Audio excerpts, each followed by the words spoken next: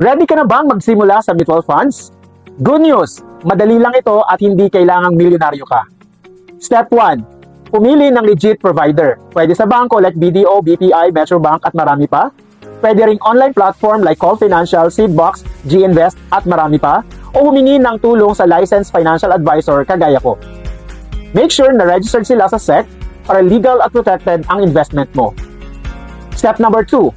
Fill out a risk profile form. Sasagutan mo to para malaman kung anong klaseng mutual funds ang bagay sa'yo. Low, moderate, or high risk ba ang comfort level mo? And step number 3, mag-invest. Pwede ka magsimula sa 500 pesos to 1,000 pesos lang. Halimbawa, kung ang goal mo ay pang-retirement, pwede kang maghulog ng 1,000 pesos per month for 10 years. Mas lalaki at magko-compound ang pera mo over time.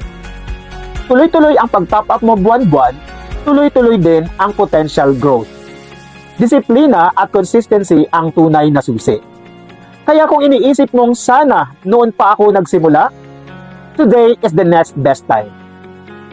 Sa next episode, pag-uusapan natin ang mga common myths or maling akala tungkol sa mutual funds. Baka ito rin ang pumipigil sa iyo ngayon. Follow mo na ako para hindi ka mahuli. Let's grow your money the smart and simple way.